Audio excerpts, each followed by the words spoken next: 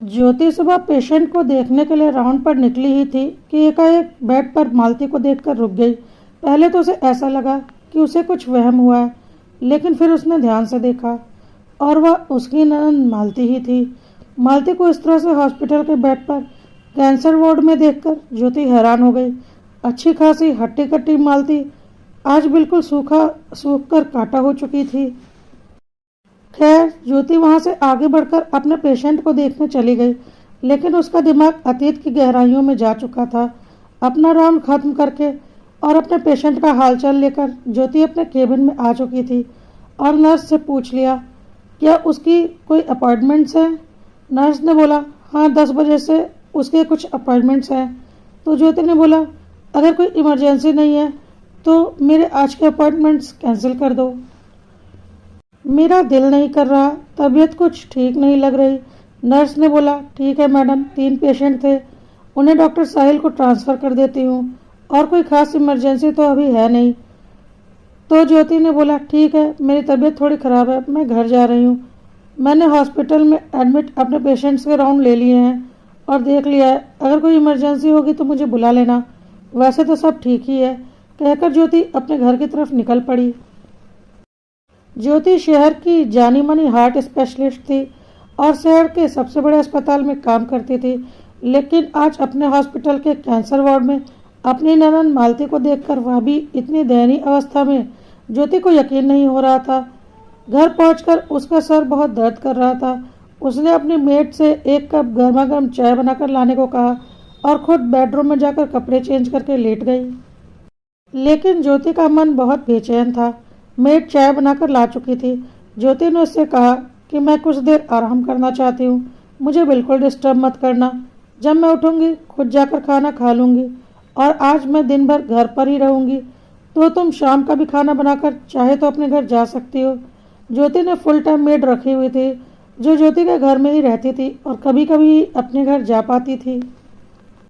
इसलिए मेड भी बहुत खुश हो गई कि आज मैडम की छुट्टी है, तो चलो मैं भी अपने घर हो आती हूँ।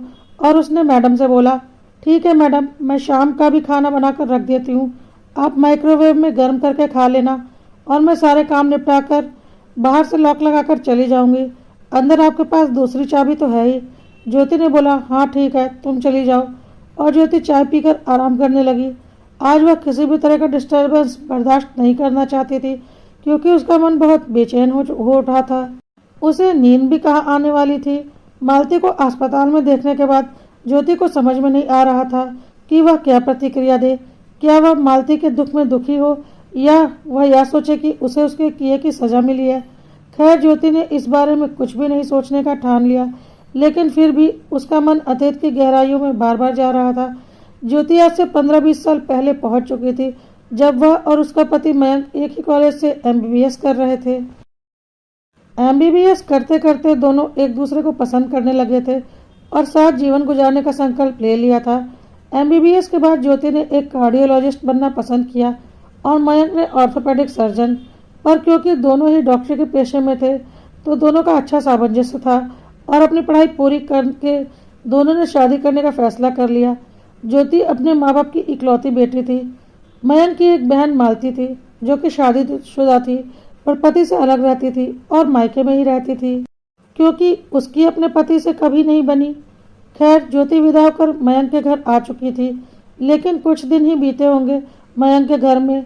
ज्योति को समझ में आने लगा था कि उसकी नयन मालती उसका घर कभी नहीं बसने देगी, क्योंकि वह खुद अपना घर तो तोड़कर मायके में बैठी हुई है और बात बात पर ज्योति और मयंक के बीच दूरियां पैदा करने की कोशिश करती थी, जिसमें कि ज्योति की सास यानी कि मयंक की माँ भी उसका पूरा साथ देती थी।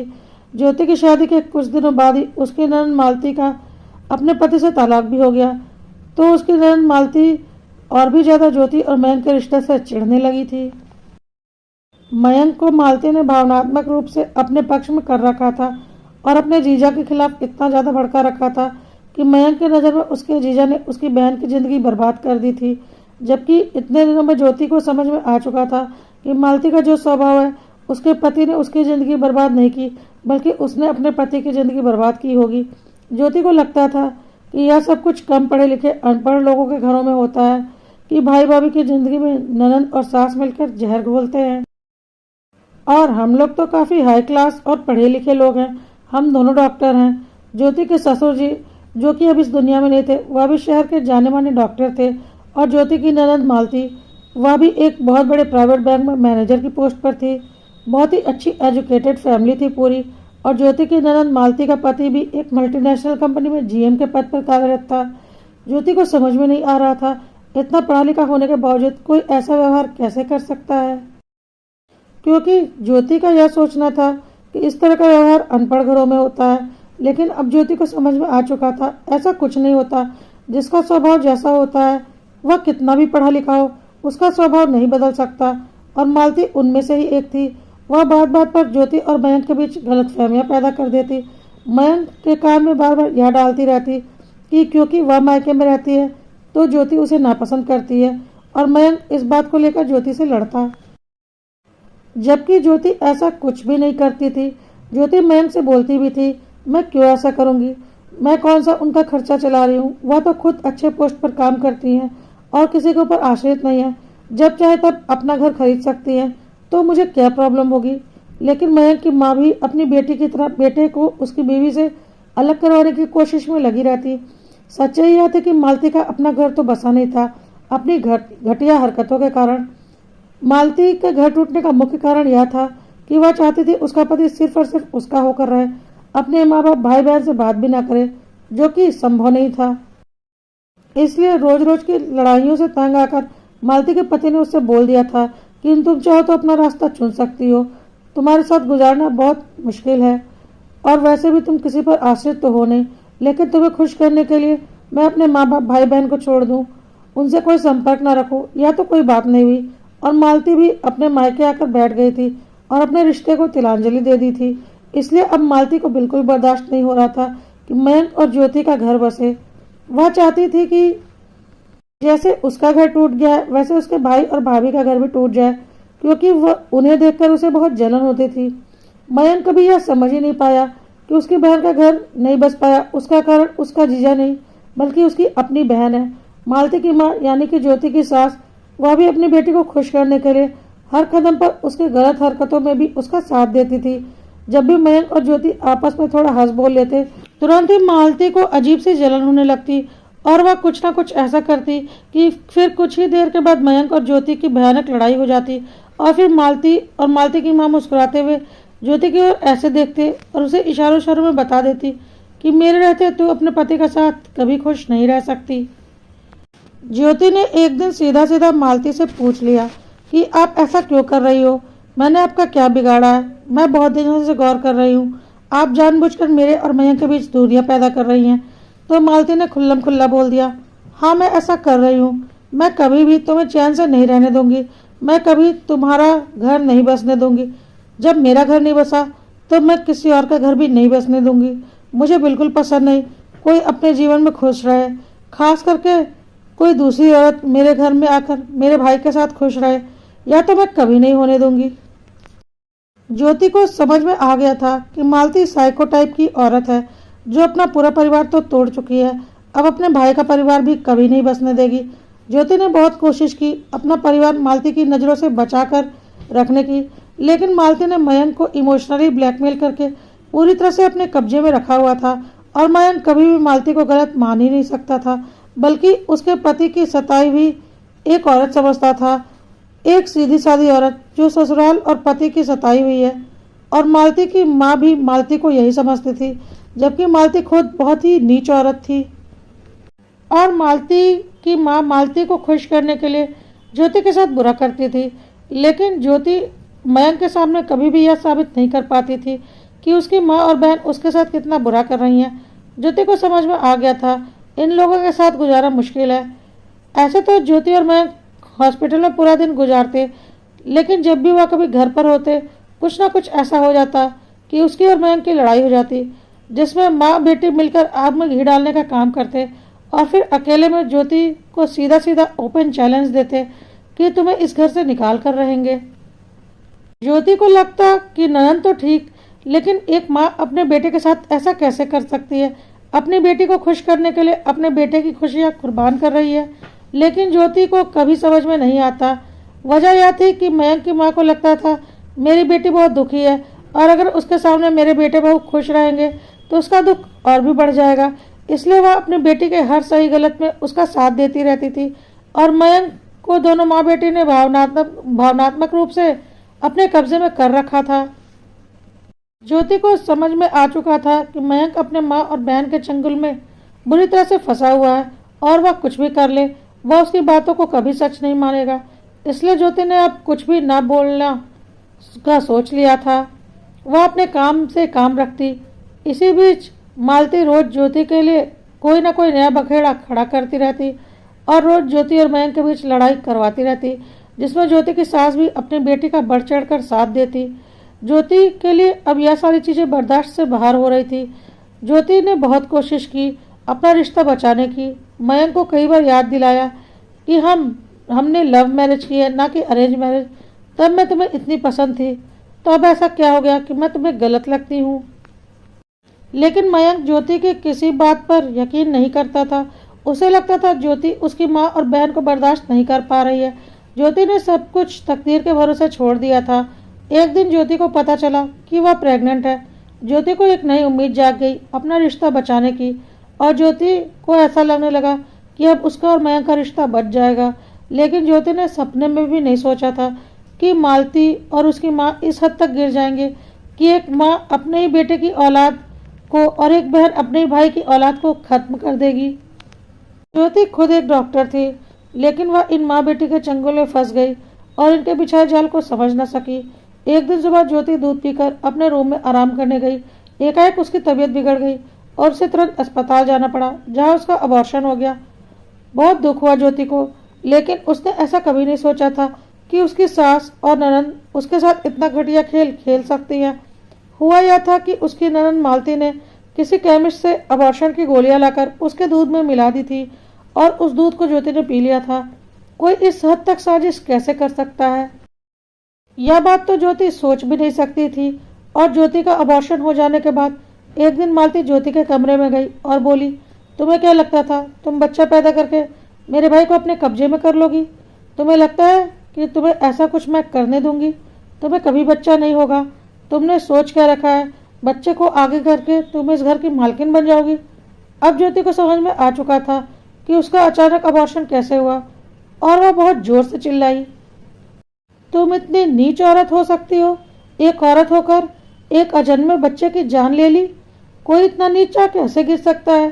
तब तक ज्योति की सास भी कमरे में आ चुकी थी और सारी बातें सुन चुकी थी, लेकिन अपनी बेटी की गलती जानने के बाद भी वह चुप थी। तो ज्योति ने बोला, कैसी औरत है आप? अपनी बेटी को खुश करने के लिए अपने बेटे के बच्चे की जान ले ली। अब आप सब कुछ जान चुकी हैं, फिर भी अपनी बेटी को कुछ नहीं बोल रही। ज्योति की सास ने बोला, क्योंकि मुझे मेरी बेटी तुमसे ज़्यादा प्यारी है। उसे मैंने जन्म दिया है, वह मेरी बेटी है, मेरी कोख से पैदा हुई है। तब ज्योति ने गुस्से से तिल मिलाते हुए बोला, और आपका बेटा, वह क्या किसी और की कोख से पैदा हुआ था? ज्योति की सास ने बोला, नहीं, वह भी मेरा बेटा है। और तुम्हें क्या लगता है मेरे बेटे से कम प्यार करती हूँ मैं उससे बहुत ज़्यादा प्यार करती हूँ। लेकिन किसी दूसरे घर से आई हुई औरत यह सोचे कि वह मेरे बच्चों के पिता की संपत्ति पर बैठकर मालिकाना हक जताएगी, तो यह मैं कभी नहीं होने दूंगी। हाँ, मेरे बेटे का बच्चा नहीं रहा, इस बात का दुख है मुझे, लेकिन कोई बात नहीं, बच्चे तो और हो जाएंगे। लेकिन तुझसे नहीं। तेरी जैसी पढ़ी लिखी लड़की इस घर में नहीं चलेगी। मैं तो तेरा रिश्ता तुड़वा कर रहूंगी और फिर अपने हिसाब से किसी गरीब घर से एक अनपढ़ लड़की को इस घर में ब्याह कर लाऊंगी, जो मेरे बेटे का बच्चा पैदा करेगी और मेरे कुल को आगे बढ़ाएगी। लेकिन सिर्फ और सिर्फ मेरी और मेरी बेटी की नौकरानी बनकर इस घर पर मालिकाना हक सिर्फ और सिर्फ मेरी बेटी और मेरे बेटे का रहेगा। और उसके बाद मेरे बेटे के बच्चों का किसी और घर से आई हुई लड़की यह सोचे कि वह इस घर की मालकिन है, यह तो मैं कभी नहीं होने दूंगी। पहले तुझे इस घर से भगाऊंगी, उसके बाद देखना किसी ऐसी लड़की को इस घर में अपने बेटे की बीवी बनाकर लाऊंगी, जो हमारे पाँव की जूती बनकर रहेगी और इस खानदान का वारिस भी देगी, लेकिन इस घर की मालकिन खुद को कभी नहीं समझेगी और हमारी गुलाम बनकर रहेगी। ज्योति ने बोला, छी, इतनी घटिया सोच है। आप जैसे घटिया लोगों के साथ मुझे रहना भी नहीं। आपकी घटिया सोच आपको मुबारक हो, लेकिन आपको क्या लगता है इन छोटी मोटी लड़ाइयों से मयंक मुझे छोड़ देगा और इतनी आसानी से? आपका रास्ता खाली हो जाएगा। मालती ने बोला, उसका इंतजाम भी हमने कर लिया है। तब तक मयंक अपने कमरे में आ रहा था। ज्योति को कुछ समझ में नहीं आया मालती क्या बोल रही है, और मयंक के आते ही मालती और उसकी माँ ने अपनी नौटंकी शुरू कर दी और ज्योति के ड्रॉर से अबॉर्शन की पिल्स निकालकर मयंक को दिखा दी और बोला, देख तू अपने बच्चे की जान जाने का दुख मना रहा है और तेरी पत्नी ने खुद दवाई खाकर अपना बच्चा गिराया है। सोच ले कितनी नीच औरत है यह। ज्योति ने सपने में भी नहीं सोचा था यह दोनों माँ बेटी इस तरह का खेल रच सकती हैं। ज्योति ने बहुत उम्मीद से मयंक की तरफ देखा, लेकिन मयंक ने एक जोरदार थप्पड़ ज्योति के गाल पर लगा दिया कि तुम इतनी नीच और घटिया हरकत कैसे कर सकती हो कि मेरे बच्चे की जान ले ली। ज्योति को समझ में आ चुका था कि मयंक एक महामूर्ख प्राणी है, जिसे उसकी माँ और बहन जैसी पट्टी पढ़ाती है उसी को वह सच मानता है और अपना दिमाग इस्तेमाल नहीं करता। इसलिए ज्योति ने बिना कोई प्रत्युत्तर दिए अपना सामान बांधा और बोली, मैं तुम्हारी जिंदगी से हमेशा के लिए जा रही हूँ, क्योंकि तुम्हारे जैसे महामूर्ख प्राणी के साथ जीवन बिताना मेरी मूर्खता होगी। तुम अपनी मूर्खता के साथ अपनी माँ और बहन की खातिरदारी में लगे रहो और अपना जीवन नर्क बना लो। मुझे अपना जीवन नर्क नहीं बनाना, लेकिन हाँ, जाते जाते मैं इस माँ और बेटी को अपने दिल की गहराइयों से बद्दुआ देकर जा रही हूँ। यह वह दिन देखेंगे कि उन्होंने कल्पना भी नहीं की होगी, और वह दुख झेलेंगी जो इन्होंने सपने में भी नहीं सोचा होगा। यह मेरे दिल के गहराइयों से इन माँ और बेटी को मेरी बद्दुआ है, कहकर ज्योति हमेशा के लिए वहां से चली गई। कुछ समय के बाद ज्योति और मयंक का आपसी समझौते से तलाक भी हो गया, लेकिन ज्योति ने डॉक्टर होते हुए, एक पढ़ी लिखी औरत होते हुए भी अपने दिल की गहराइयों से एक माँ और बेटी के लिए बद्दुआ निकाली थी, जबकि उसे पता भी नहीं था कि कभी कोई बद्दुआ असर करती भी है या नहीं। और आज मालती को अपने हॉस्पिटल के कैंसर वार्ड में यूं दर्द से तड़पता देखकर उसे समझ में नहीं आ रहा था कि वह क्या प्रतिक्रिया दे। वह एक डॉक्टर होने के नाते उन्हें सांत्वना दे या उसकी जिंदगी बर्बाद करने वाली एक नीच औरत को उसके कर्मों की सजा मिल रही है, यह सोचकर खुश हो। फिर भी एक बार मिलना तो बनता ही था, क्योंकि इसमें ज्योति का तो कोई दोष था नहीं, तो वह क्यों उनसे भागती। अगले दिन ज्योति अपने समय पर अस्पताल पहुंची और अपना काम खत्म करने के बाद, अपने पेशेंट को देखने के बाद सीधा मालती के पास पहुंची। मालती के पास पहुंचकर ज्योति ने देखा कि वह बहुत तड़प रही थी। मालती के बगल में मयंक खड़ा था और कुछ भी नहीं कर पा रहा था। मयंक ने ज्योति को देखा और बोला, ज्योति तुम? ज्योति ने बोला, हाँ मैं। क्या हुआ, तुम्हारी इस बहन को कैंसर हो गया? मयंक ने बोला, हाँ। अब यह तो किसी के हाथ की चीज नहीं। ज्योति ने बोला, हाँ बिल्कुल, यह किसी के हाथ की चीज नहीं, लेकिन जो भी हुआ बहुत अच्छा हुआ। मैंने अपने दिल की गहराइयों से इस औरत को बद्दुआ दी थी। पता नहीं बद्दुआ कुछ होता या नहीं होता, लेकिन अगर होता है तो यह जान लो इसे मेरी ही बद्दुआ लगी है।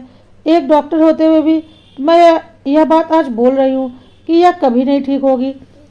मैं यह व्यक्तिगत कारणों से बोल रही हूँ, क्योंकि अगर मैं डॉक्टर के रूप में बोलूँगी तो मैं तो यही बोलूँगी कि सब ठीक हो जाएगा, पर एक औरत के रूप में मैं ऐसा कभी भी नहीं चाहूँगी, क्योंकि इस नीच घटिया औरत ने मेरे अजन्मे बच्चे को मारा था। और वैसे भी मेरा तो इससे कोई लेना देना नहीं। मैं तो व्यक्तिगत तौर पर यह देखने आई थी कि जिस औरत ने मेरी ज़िंदगी तबाह की थी, आज उस औरत की ज़िंदगी तबाह हो रही है, तो मुझे सुकून मिलता है या नहीं। और सच जानो, मुझे बहुत सुकून मिल रहा है। मयंक ने फिर चिल्लाकर बोला, कैसी औरत हो तुम? एक डॉक्टर होकर एक मरीज के दुख में तुम्हें सुख मिल रहा है? ज्योति ने बोला, नहीं, एक मरीज के दुख में मुझे सुख नहीं मिल रहा, बल्कि एक घटिया दिमाग वाली नीच औरत जो कभी मेरी ननंद हुआ करती थी और जिसने मेरा घर बर्बाद कर दिया, और जिस घर से निकलते वक्त मैंने उसे जी भरकर बद्दुआएं दी थी, आज जब वह बद्दुआ रंग ला रही है तो उसके दुख में मुझे बहुत सुख मिल रहा है। और एक महामूर्ख पति के दुख में मुझे सुख मिल रहा है, जिसे अपनी बहन का दुख तो है, लेकिन अपने अजन्मे बच्चे की मौत का कोई दुख नहीं है। कभी जानना भी नहीं चाहा कि उसे दुनिया में आने से पहले किसने नहीं आने दिया। एक माँ पर इल्ज़ाम लगा दिया कि उसने अपने बच्चे की हत्या की है। एक बार भी नहीं सोचा क्या एक माँ ऐसा कर सकती है। लेकिन आज एक बार फिर कुदरत ने मुझे मौका दिया है। उस दिन मैंने तुमसे कुछ नहीं कहा, लेकिन आज कान खोलकर सुन लो मयंक, तुम्हारे अजन्मे बच्चे को मैंने नहीं, तुम्हारी इस नीच घटिया बहन ने मारा था, और इसे कोई मेरी बद्दुआ नहीं लगी है। इसे भगवान ने इसके किए की सजा दी है, जिसने एक अजन्मे बच्चे को धरती पर आने से पहले ही खत्म कर दिया था। और उसने मालती की आंखों में देखा। मालती सब कुछ सुन रही थी और पश्चाताप के आंसू उसकी आंखों से बह रहे थे। तब तक मालती की सास व्हीलचेयर पर वहां आई। वह पूरी तरह से लकवाग्रस्त थी। उसके पूरे शरीर पर पक्षाघात था। उसे देखकर ज्योति को समझ में नहीं आया कि वह भगवान के इंसाफ को क्या कहे। उसने मयंक से बोला, देख लो मयंक, इस माँ बेटी ने मिलकर मेरी जिंदगी बर्बाद की थी। मेरा बच्चा मुझसे छीना था। एक औरत होते हुए इन लोगों ने एक औरत की कोख में उसके बच्चे को मार दिया था। आज भगवान उन्हें उनके किए की सजा दे रहा है। आज अपनी बहन और माँ की हालत देख लो मयंक। मयंक ने बोला, बकवास मत करो। मेरी माँ और मेरी बहन ऐसा कभी नहीं कर सकती। अपने किए का ठीकरा मेरी माँ और बहन के सर पर क्यों फोड़ रही हो? ज्योति ने बोला, हाँ, मेरे किए का ठीकरा। वाह मयंक वाह, तुम्हारी माँ माँ है, वह ऐसा नहीं कर सकती। और मैं क्या थी? मैं भी एक माँ बनने वाली थी। तो तुम ऐसा कैसे बोल सकते हो कि मैं अपने ही बच्चे की जान ले सकती हूँ? और अगर मैंने अपने बच्चे की जान ली होती ना, तो आज उनकी जगह मैं यहाँ पर होती। मयंक, हम कितना भी पढ़ लिख लें, लेकिन इस ब्रह्मांड में एक सर्वशक्तिमान शक्ति है जो हर किसी को उसके किए की सजा एक वक्त जरूर देती है। और आज तुम्हारी माँ और बहन को देखकर तो इस बात पर मेरा यकीन और पुख्ता हो गया है कि अगर मैं दोषी होती ना मयंक, तो आज इस बेड पर मैं पड़ी होती। लेकिन तुम तो शुरू से ही कान के कच्चे थे और अपने माँ और बहन को खुश करने के लिए अपना हंसता खेलता परिवार उजाड़ लिया। कहकर ज्योति ने अपनी सास की ओर देखा। उसकी सास की नजरें झुक गई, क्योंकि वह भले ही बोल नहीं सकती थी पर सुन सब रही थी। और अपनी बहन और माँ की झुकी हुई नजरें और पश्चाताप के आंसू देखकर मयंक को समझते देर नहीं लगी कि ज्योति जो कुछ भी बोल रही है सच बोल रही है। तब तक डॉक्टर मालती का चेकअप करने के लिए आए और ज्योति को वहां देखकर बोले, अरे डॉक्टर ज्योति, आप यहाँ क्या कर रही हैं कैंसर वार्ड में? ज्योति ने बोला, कुछ पुराने रिश्तेदार मिल गए थे तो बात करने चली आई। चलिए अब मैं चलती हूँ। कहकर ज्योति वहां से चली गई। डॉक्टर ने मयंक से बोला, डॉक्टर मयंक, आपकी बहन की हालत तो काफ़ी सीरियस है। आप खुद एक डॉक्टर हैं, समझ सकते होंगे। या तो अब नहीं बचने वाली, लास्ट स्टेज चल रहा है कैंसर का। जितने दिन यह सरवाइव कर लें। खैर, आप खुद समझदार हैं, आप डॉक्टर हैं, देख लीजिए आप और क्या कर सकते हैं। कहकर डॉक्टर वहां से चला गया। कुछ देर के बाद मयंक ज्योति से मिलने उसके केबिन में गया। साथ में उसकी माँ भी थी व्हीलचेयर पर, जिसे मयंक खुद लेकर आया था। ज्योति को देखकर मयंक की माँ ने कोशिश की अपने हाथ जोड़ने की, लेकिन नहीं जोड़ सकी क्योंकि उसके हाथ नहीं उठ सके थे। लेकिन पश्चाताप से आंखों ही आंखों में वह ज्योति से माफ़ी मांग रही थी। लेकिन ज्योति ने बोला, प्लीज़ अपनी मम्मी को लेकर यहाँ से जाओ, मैं तुम लोगों की शक्ल भी नहीं देखना चाहती थी। मयंक ने बोला, ज्योति, मैं जानता हूँ मैं और मेरा पूरा परिवार तुम्हारा गुनहगार है। आज मुझे सच्चाई पता चल चुकी है, जो मुझे मेरी माँ और बहन की आंखों में दिख रही है। और तुमने मुझे कई बार यह सच्चाई दिखाने की कोशिश की, लेकिन मैं नहीं देख पाया। ज्योति ने बोला, मयंक प्लीज़ तुम जा सकते हो, मुझे तुम लोगों से कोई गिला शिकवा नहीं। हाँ, मैंने अपने दिल से घर से निकलते वक्त बद्दुआ जरूर दी थी और आज समझ में आ गया, दिल से निकली हुई बद्दुआ जरूर लगती है। खैर, तुम्हारी वह बीवी कहाँ है जो तुम्हारी माँ और बहन तुम्हारे लिए लाने वाली थी, एक अनपढ़ गरीब घर से, जो कि उनकी नौकर बनकर जिंदगी भर उनकी सेवा करती और तुम्हारे खानदान का वारिस पैदा करती। मयंक ने बोला, कौन सी बीवी? मैंने आज तक शादी नहीं की। ज्योति ने बोला, क्या तुमने शादी नहीं की? पर तुम्हारी माँ और बहन तो मुझे उस दिन घर से निकालकर अपने लिए एक गुलाम और तुम्हारी बीवी लाने वाली थी, जो तुम्हें वारिस पैदा करके देती और जिंदगी भर तुम्हारी माँ और बहन के तलवे चाटती। मयंक ने बोला, तुम्हारे जाने के बाद मेरा प्यार और शादी पर से विश्वास उठ चुका था, क्योंकि मेरी बहन का घर भी टूट चुका था और मेरा घर भी टूट गया। इसलिए मैंने फैसला कर दिया था कि अब मैं कभी शादी नहीं करूँगा। मम्मी और मालती दीदी ने बहुत कोशिश की कि मैं शादी कर लूं, लेकिन मैंने साफ मना कर दिया कि मैं कभी शादी नहीं करूंगा। ज्योति ने बोला, हाँ, तुम्हारा शादी और प्यार पर से विश्वास जरूर उठ गया था, क्योंकि तुम्हारा और तुम्हारी बहन दोनों का घर टूट चुका था। लेकिन तुम्हारा और तुम्हारी बहन का घर टूटने का कारण तुमने हमेशा दोषी अगले को माना।